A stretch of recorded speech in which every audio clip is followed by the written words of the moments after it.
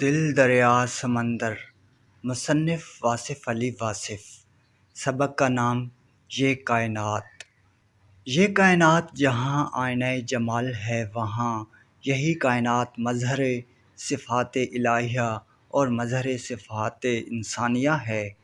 کائنات میں رونما ہونے والا ہر واقعہ، ہر عمل اور ہر کرشمہ انسان کی داخلی کائنات میں منعکس ہوتا ہے۔ سیاروں اور ستاروں کی چال اور رفتار سے لے کر ایک معمولی سی حقیر چونٹی تک ہر شے اپنے اندر ایک عجب پیغام رکھتی ہے۔ ہر شے ایک علامت ہے، خوبصورت علامت، اور ہر شے میں ایک استعارہ ہے، ایک بامعنی استعارہ۔ یہ کائنات مرکز نور ہے، اس پر بہت کچھ لکھا جا چکا ہے۔ کہکشاؤں کے عظیم اور وسیع سلسلے، شمس و قمر کے جلوے، چمکنے والے ستاروں کی یہ حسین کائنات اتنی منور ہے کہ یہ سمجھنا مشکل نہیں کہ اس کو تخلیق کرنے والا خود زمین اور آسمانوں کا نور ہے۔ اتنی روشن کائنات ایک روشن دلیل ہے اپنے نورانی خالق کی۔ اگر ذوق نظر میسر ہو تو یہ کائنات ایک عجب تماشا ہے۔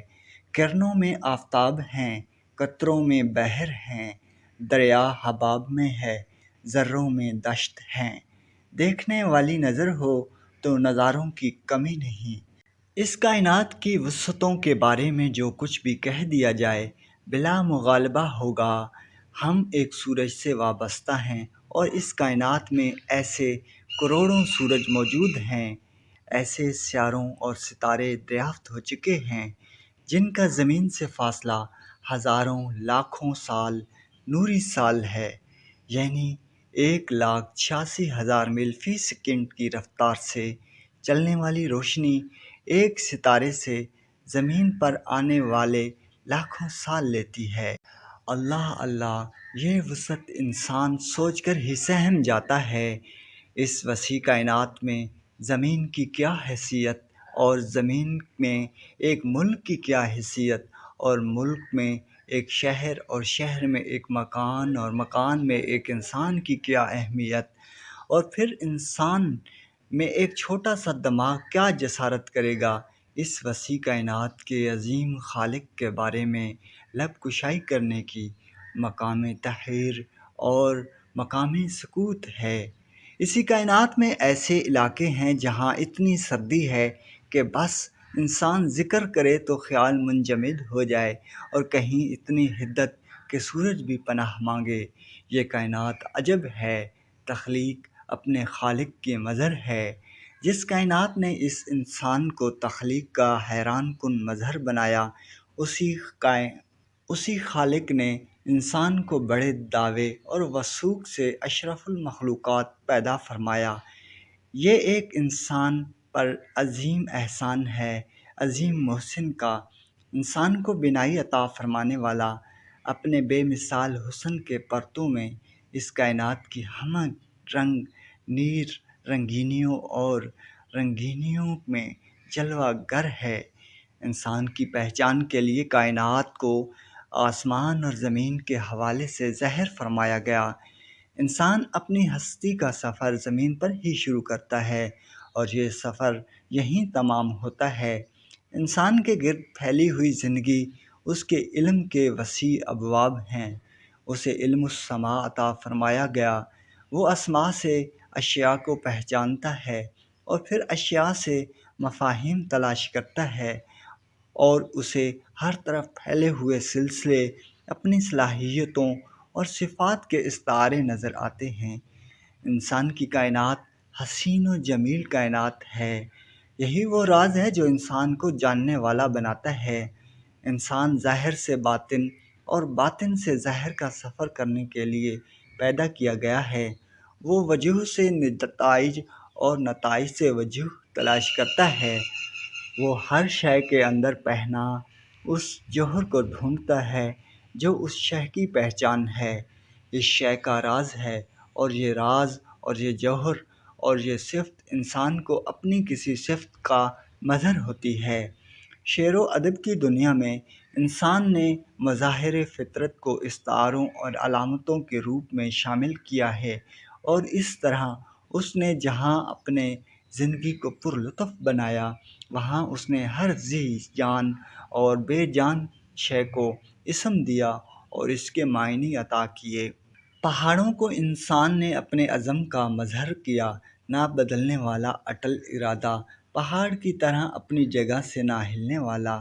اللہ تعالیٰ نے بھی ارشاد فرمایا کہ پھر تمہارے دل سخت ہو گئے جیسے وہ پتھر ہوں، حالانکہ میں نے پتھروں سے بھی نہریں جاری کی ہیں۔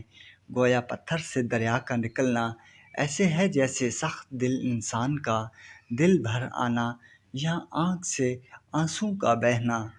دریا زندگی کا دریا کہا جاتا ہے جو موت کے سمندر میں ڈوبتا ہے۔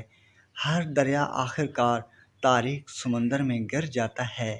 وقت دریا ہے اور لوگ تنکوں کی طرح اس میں بہتے چلے جا رہے ہیں۔ دشت و صحرا کو بھی عجب معنی ملے، دشت وحشت، یادوں کا صحرا، وچھوڑے کا تھل، دشت و فرقت اور پھر صحرا کی پیاس، یہ سب اہل ذوق کے پرمغز استعارے ہیں۔ سمندر کو ہستی کا آغاز و انجام کہا گیا۔ انسان بادلوں کی طرح سمندر سے آتا ہے اور واپس سمندر کو چلا جاتا ہے کہ یہی اس کا گھر ہے، یہی خالق ہے یا مظہر تخلیق ہے۔ سمندر یا کلزم سے بڑا معنی وابستہ ہیں، بڑے استعارے ہیں، بڑی علامتیں ہیں۔ سمندر روح ہے، نفس شب کو جاگتا ہے، طوفان میں ہو کناروں کو اڑا دے، پرسکون ہو تو تب بھی گہرائی کی وجہ سے پرخوف ہو۔ سمندر مراد کو باہر نکال پھینکتا ہے، اس کے باطن میں خزانے ہیں موتیوں کے، زندگی کے، اور اس کے اندر انسان کے لیے بڑے علوم ہیں۔ جب تک سمندر زندہ ہے زندگی ختم نہیں ہو سکتی۔ سمندر گہرا ہے، کڑوا ہے، ناقابل تسخیر و وسعت کو سمندر کہا گیا۔ فیاضی اور علم کے پیکر کو سمندر کہتے ہیں۔ کلزم رحمت وسیع و پایان صفت الہی ہے، اور پھر سمندر خاموش ہو گیا، یعنی محبت کی امواج میں ٹھہراؤ کا مقام۔ موج کے نام سے کتنا ہی لٹریچر موجود ہے۔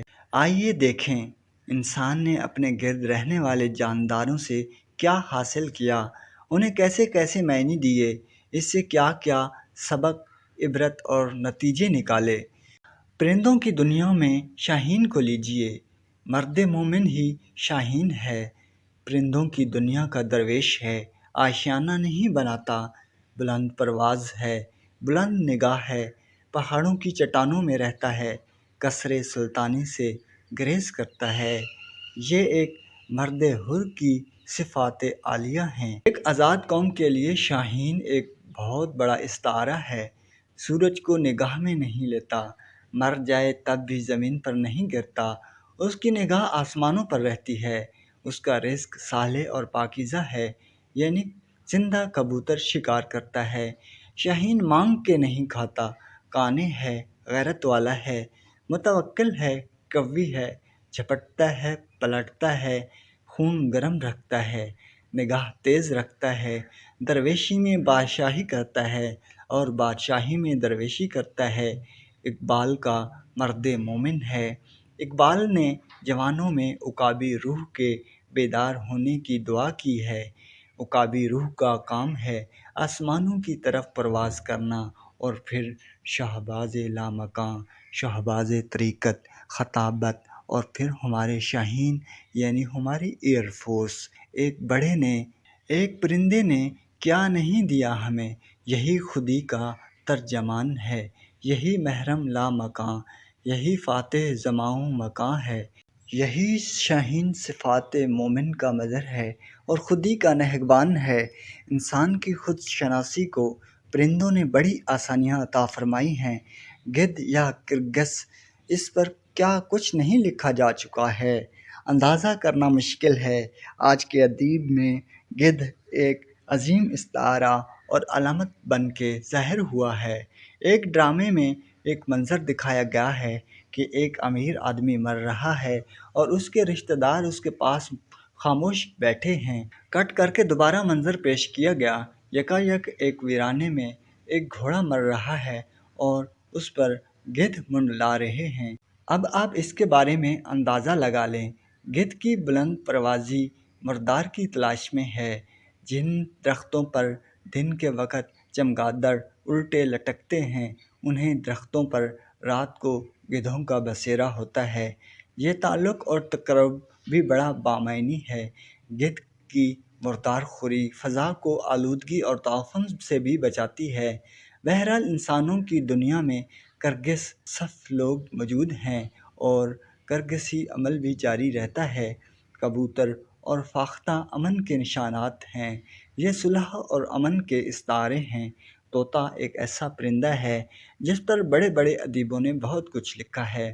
مولانا روم نے ایک طوطے کی کہانی لکھی ہے کہ ایک سوداگر نے پنجرے میں ایک بولنے والا طوطا رکھا ہوا تھا۔ سوداگر سفر پر جانے کے لیے اس نے طوطے سے پوچھا، تو تیری کوئی خواہش ہے؟ طوطے نے اپنے گرو طوطے کو پیغام بھیجا کہ آزاد فضاؤں میں رہنے والوں غریب قیدی کا سلام قبول کرو۔ سوداگر نے پیغام دیا۔ گرو طوطا سن کر مر گیا اور ساتھ ہی سارے طوطے بھی گر کر مر گئے۔ سوداگر نے یہی افسوسناک خبر اپنے طوطے کو آ کر بتائی، وہ بھی مر گیا۔ سوداگر نے اسے پنجرے سے نکال کر باہر پھینک دیا۔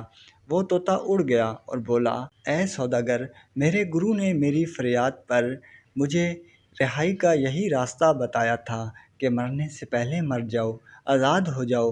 بس یہ ہے وہ راز جو گرو مرید کر دیتا ہے۔